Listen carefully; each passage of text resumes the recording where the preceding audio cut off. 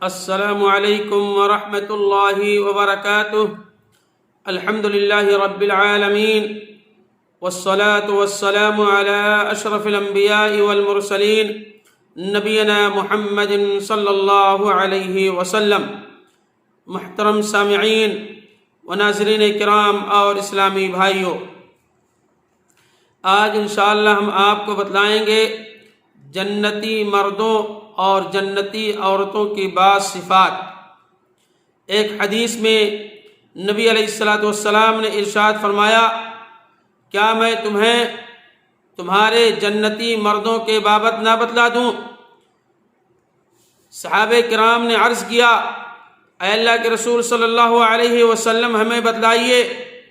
آپ صلی اللہ علیہ وسلم نے فرمایا، نبی جنتی ہے، صدیق جنتی ہے، شہید جنتی ہے، معصوم بچہ جنتی ہے، وہ شخص جنتی ہے جو اپنے مسلمان بھائی کی زیارت کے لیے شہر کے آخری کنارے پر محض اللہ کی رضا کے لیے جاتا ہے۔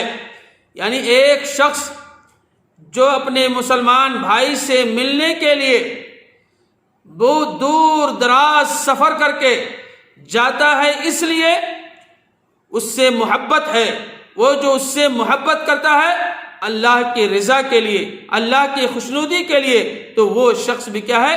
جنتی ہے۔ پھر آپ صلی اللہ علیہ وسلم نے فرمایا، وَنِسَاؤُكُم مِّنْ أَهْلِ الْجَنَّةِ، اور تمہاری جنتی عورتوں میں سے ایک عورت وہ جنتی ہے جو خاوند سے بہت محبت کرنے والی ہے، جو اپنے شوہر سے بے انتہا محبت کرتی ہے۔ اور دوسری چیز جو آپ صلی اللہ علیہ وسلم نے فرمایا، بہت بچے پیدا کرنے والی، وہ عورت جو بچے کو زیادہ جنم دیتی ہے اور اپنے خاوند کے گہرے تعلق رکھنے والی ہو۔ خاوند جب اس کا ناراض ہو جائے، وہ اس سے بے اعتنائی کرنے یا اکڑنے کے بجائے اس کے پاس جائے اور کہے، حتیٰ کہ اپنا ہاتھ اس کے ہاتھ پر رکھ دے اور کہے، اس وقت تک میں اپنی پلک کو نہیں جھپاؤں گی، اس وقت تک میں آپ کس سے جدا نہیں ہوں گی الگ، جب تک کہ آپ ہم سے راضی نہیں ہو جاتے ہیں۔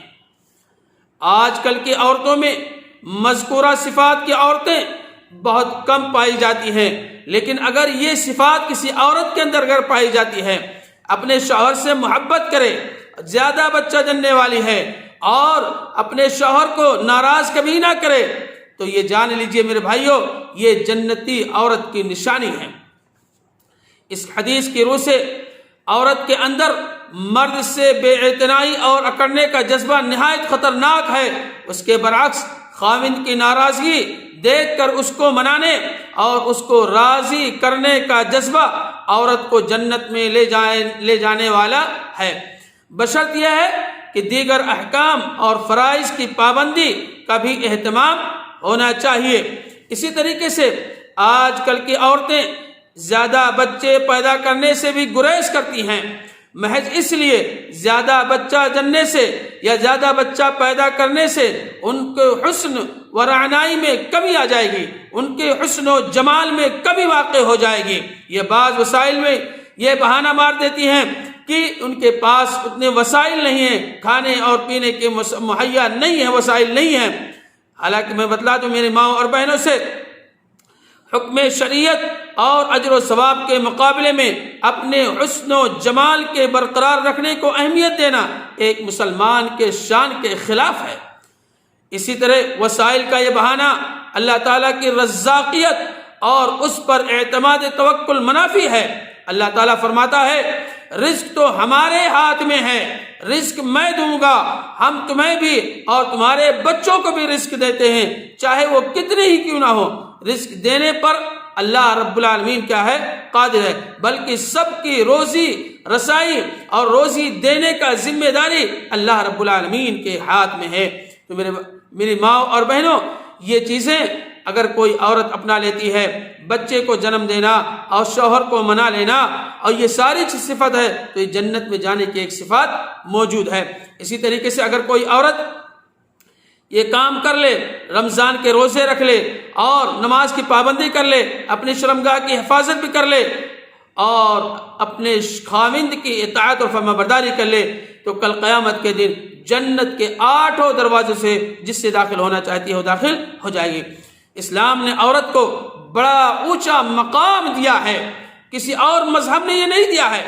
جس طرح عورت پر نماز، روزہ اور اللہ تعالیٰ کے فریضے سے، اس طرح شوہر کی اطاعت بھی اللہ تبارک تعالیٰ کا نازل کردہ فریضہ ہے۔ اسی طریقے سے میرے ماں اور بہنوں، اپنے شوہروں کی اطاعت اور فرما برداری کریں۔ یہ چند صفات جو تھے مردوں اور عورتوں کے، میں نے اس کو ذکر کیا۔ اللہ رب العالمین سے دعا ہے الہ العالمین ہم تمام مسلمان بھائیوں کو اس حدیث پر عمل کرنے کی توفیق عطا فرما۔ یہ حدیث میرے بھائی طبرانی کی روایت ہے، علامہ البانی رحمہ اللہ نے اس حدیث کو حسن کہا ہے الجامع الصغیر کے اندر، حدیث نمبر 2601 نمبر حدیث۔ اللہ رب العالمین ہم تمام لوگوں کو اس حدیث پر عمل کرنے کی توفیق عطا فرما۔ تاجدار مدینہ جناب محمد رسول اللہ صلی اللہ علیہ وسلم کی سنت کے مطابق عمل کرنے کی توفیق عطا فرما، آمین یا رب العالمین۔ السلام علیکم ورحمۃ اللہ وبرکاتہ۔